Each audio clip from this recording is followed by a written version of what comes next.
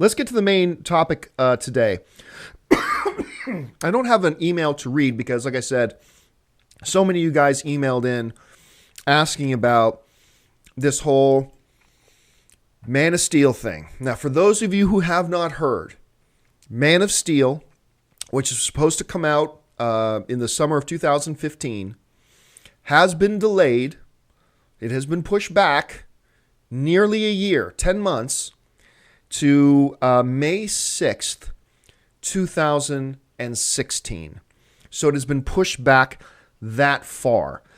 Now, before I go into my point of view on this and what I think this means, let me clear something up. There are a lot of people who like to argue with me by saying, oh, John, you're just a DC fanboy.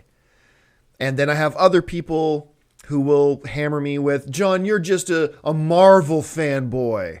Like, I can't win for losing. Like, I get accused of just being a DC fanboy, and then I get accused of just being a Marvel fanboy. To the people who say I'm just a DC fanboy, then explain the fact that I call the greatest superhero movie that has ever been made The Avengers. I think it's better than The Dark Knight. I think it's better than anything DC has done. I think The Avengers is the best superhero movie ever made. Now, you may have a different opinion, and that's totally cool, but that's my opinion, and I say it all the time. So if you're going to accuse me of just being a blind DC fanboy, then you're an idiot. Because, you know, if I was a blind DC fanboy, then I would call a DC movie the greatest comic book superhero movie ever made. I don't. I call it The Avengers. Then for those of you who say I'm just a Marvel fanboy. Oh, I'm just a Marvel fanboy. Okay. This, in 2013, we had 4 major superhero movies. 3 of them were Marvel ones. One was a DC one was a DC movie in Man of Steel. And what did I call the greatest comic book superhero movie of 2013? It wasn't Wolverine. It wasn't any of the other ones. It wasn't Thor 2, and I really like Thor 2. Man of Steel. Man of Steel, to me, hands down, best comic book movie of 2013. Easy. Easy. If I was just a blind Marvel fanboy, I wouldn't say that. I don't care. Now, I know there's a lot of you guys out there who are really super passionate about being a DC fan or about being a Marvel fan, and there's a big DC versus Marvel thing. I'll tell you straight up, I don't give a crap. I really don't care.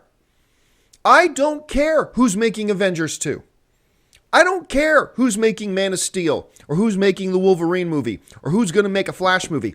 I don't care if it's Marvel, DC. I'm a movie guy. All I care about is give me a good movie. That's all I care about. I do not care if it comes from Marvel. I do not care if it comes from Warner Brothers and DC. I don't give a crap. All I care about is a good movie. So let me just get that out of the way about am I a DC fanboy? I'm a Marvel fanboy before we get into this thing. Now, first of all, there's a rumor going around that this delay was caused because of a Ben Affleck leg injury. There was a report going around that Ben Affleck busted up his leg, and that's why they've delayed it by 10 months. From what I hear, it's a totally false rumor. Ben Affleck's leg is totally fine. He was at the Golden Globes. Apparently, he's shooting Gone Girl right now, and apparently he's on set shooting the movie there. So from what I understand, there's no truth to the whole Ben Affleck hurt his leg thing. That's not the reason they delayed the movie. All right? And even if he had hurt his leg, unless he was in some kind of car accident that busted his leg in 18 different places, it wouldn't delay the movie 10 months. Look, Anderson Silva, last month, the UFC fighter, and if you haven't seen this, you need to look this up on YouTube. Look up Anderson Silva leg break. It is one of the most horrific things you've ever seen. Anderson Silva throws a leg kick on Weidman. Weidman checks it with his knee, and Anderson Silva's shin snaps in two, and his leg just flops around. I mean, it's one of the most disturbing things you've ever seen. If you haven't seen it, look it up on YouTube. Guess what? Anderson Silva's already walking around with a crutch. And he's going to be walking without a cane or crutches perfectly fine in 4 weeks from now. So unless Ben Affleck had a dump truck fall on his leg and crush his leg in 45 different places, that wouldn't delay the movie by 10 months.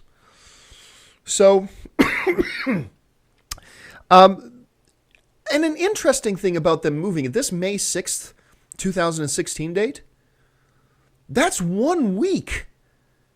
That's just 1 week away from the release of X-Men Apocalypse. So it's almost like, pardon me guys, it's almost like they're playing chicken a little bit with Fox on this. And I believe it's like 1 week also away from another major film that's coming out as well. So it's an interesting new date. So let's not even talk about the fact that they've moved for a second. This date of May 6, 2016, this is really interesting because that is just 1 week removed right now from Fox's, from what they've announced at any rate, this X-Men Apocalypse project that they're working on. So there's a little bit of chicken going on there. So I fully expect between now and the end of 2015, one of those two movies is going to announce that they're changing dates again. Because I just cannot see DC releasing a Batman versus Superman and Fox releasing X-Men Age of Apocalypse 1 week away from each other. It would be just mutually assured destruction. It would hurt both of them. So I just cannot see that's something that's going to happen. It's just a terrible idea. Now, some people have suggested that why did they move the date? Why has Batman versus Superman moved their date almost a full year? One of the things I want to get out of the way, and I want to clear this up, because this is a huge misnomer. This is a huge myth. All right? Some people are saying because they needed the time, because as it was, they were rushing it. They were rushing Man of Steel 2, and they realized they were rushing it, and now they have to delay it a year to make sure they get it right. Let's dispel that right now. In what universe is over 2 full years rushing it to get a movie made? Seriously, in what world is over 2 full years to develop and make a movie considered rushing it? It's not rushing it. It's not rushing it at all. Zack Snyder got on the stage at Comic-Con this past summer, 7 months ago, and announced to the world, we're coming, Batman versus Superman. They already had their outline done. David Goyer and Zack Snyder already had their basic story outline finished. They had already cast Ben Affleck by that point, although nobody knew it at the time. So Ben Affleck was cast. You got all your returning cast from Man of Steel 2. You got your story outline already, and that was 7 months ago. More than 2 full years away from when they were going to release, at the time, Man of Steel 2, Batman vs. Superman. That was not rushing it. Anybody who tries to say that was them rushing it, that's a fantasy. That's just making up excuses. Because that 2 full years, when you've already got your major cast, you've already got your story outline, you've already got the green light, and you're already making announcements at Comic-Con about it, that ain't rushing it. In any way, shape, or form, in no world, in no universe, in no fantasy realm of reality, was 2 full years, when you've already got that big of a head start, rushing it. So no, Batman vs. Superman was not being rushed. They had plenty of time, lots of time in front of them, and they already had a huge head start. So there was no rushing it. Now, some other people are suggesting they've moved it 10 months so they can get rid of Gal Gadot. Look, they ain't getting rid of Gal Gadot. They're not. As much as I would like to see them drop Gal Gadot, as much as I would like to see Gal Gadot have the opportunity to play in about 5, 6, 7 more movies with smaller roles, getting bigger, have time to be trained as an actress, because she's not a very good actress right now, and develop, and then give her a major shot at a major project like that, as much as I would like to see that happen, that is not what Warner Brothers is doing. They've made their selection, and they're going to stick with it. And do I think it was a mistake? Obviously, we've gone into this a lot. Do I think it was a mistake selecting Gal Gadot? Yes, I do. However, they've made the decision, and now it's time to stick with it. And I think they're going to ride this out. I mean, if nothing else, it gives Gal Gadot another year to get better as an actress. And that can't be bad. So maybe that's a good thing. But here's what it comes down to. In moving Batman versus Superman, nearly a full year, Warner Brothers, DC, has shown a chink in their armor of incompetence and that they have dropped the ball.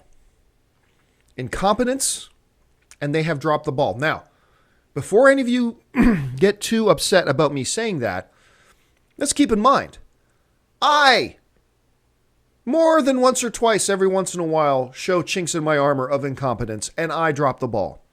Paramount shows incompetence and drops the ball.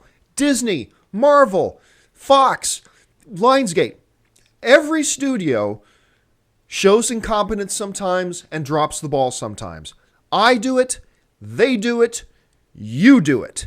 We all do it. None of us are perfect. It happens. But make no mistake, this is a situation, this is a circumstance of incompetence and dropping the ball. The only question here is not if WB showed some incompetence and if WB dropped the ball. That's not the question.